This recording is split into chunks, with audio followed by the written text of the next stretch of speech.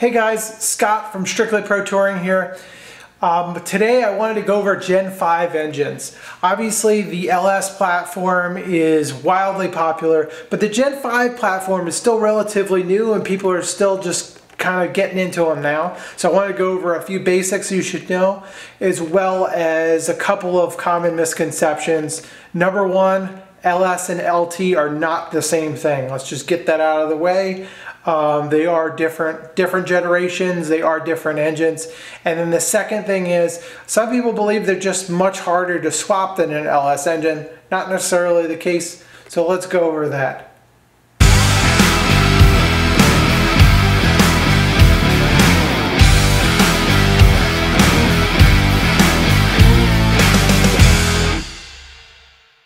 Okay guys, let's start with the basics on the Gen 5 platform.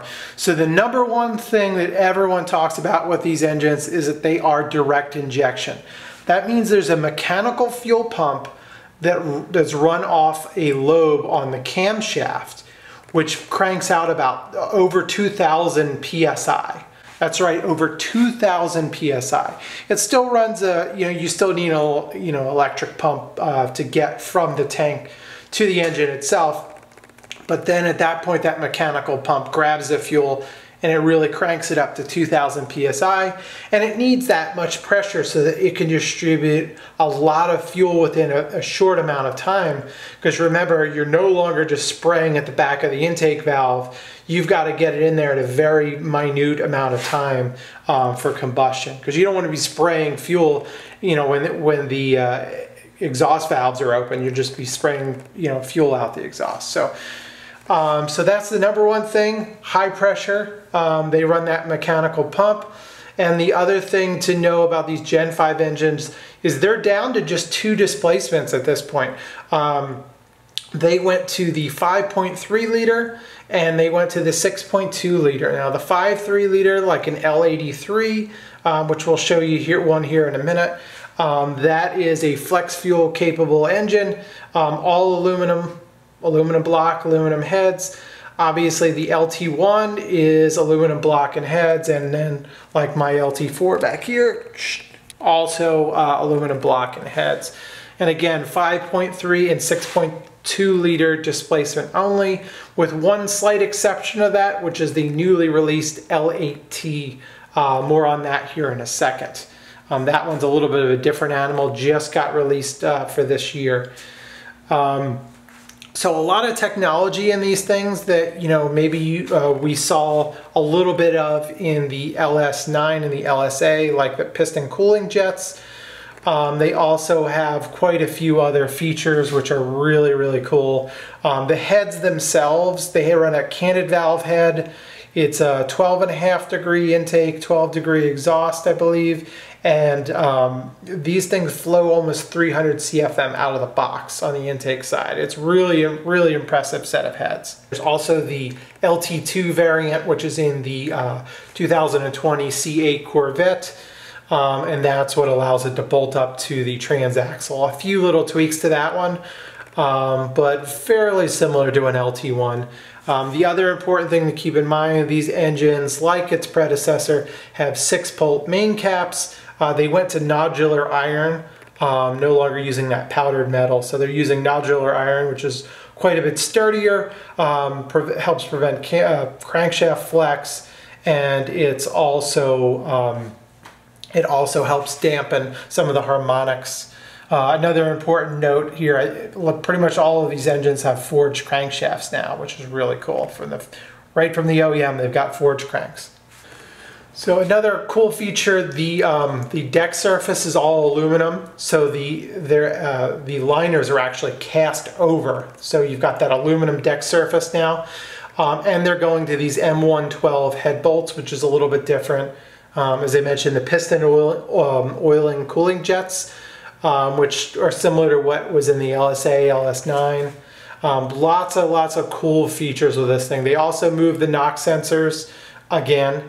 So they are on the outside of the block, but they're in a different spot than they were before. DOD and AFM is on every single one of these engines, which is another important thing to mention, as well as the oil pump, which is this pretty trick variable displacement oil pump. I don't know a lot about it, to be honest with you. I know they dabble with that a little bit in some of the later LS engines, so I think it's kind of an evolution of that, but a pretty trick piece. And then of course we've got the piece de resistance, which is the E92 ECM. This is the most advanced engine controller GM has ever released, and it's needed. It's needed to control the direct injection system. So as I mentioned, there is also a brand new variant called the L8T, and that's basically like a dumbed down version of an LT1, but it's a stroker. It's a 6.6 liter. So it's got a similar bore as the LT1, but it's got a little bit longer stroke, and it has an iron block. It has no DOD AFM in it. So like I said, it's a kind of a dumbed down version, and they made this thing to be a torque monster so that they could put it in the 2500 HD gasoline version. So that's what's replacing the old 6 liter. They've got this 6.6 liter, so it's even bigger, even torquier. All the benefits of the Gen 5 architecture, but they took out a few things in there to just kind of dumb it down a little bit, make it reliable and something you could tow anything with. So I want to talk first about why an LT is not an LS engine. So take a walk with me here a second. We'll walk over to this L83 I have sitting on an engine stand. Don't mind the LT4. All right, guys, here we go.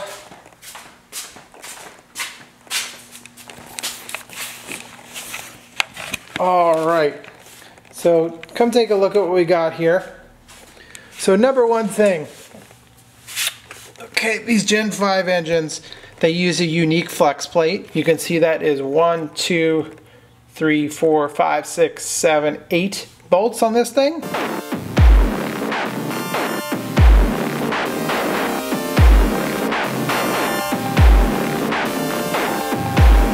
The other thing you'll notice is the cylinder heads, the exhaust is quite a bit different. The valve covers, way different. Cylinder heads themselves are completely different. Knock sensors, as I said, are moved. The other thing, you probably can't tell from here, but the motor mounts are completely different. Oil pan, the way that the oil pan mounts up to the block is completely different. Obviously you can see there's no injectors here. This is the for the fuel rail, but you can't see with the intake on here, but the fuel rails and the fuel pump are underneath of the intake here, underneath, you know, above the valley cover.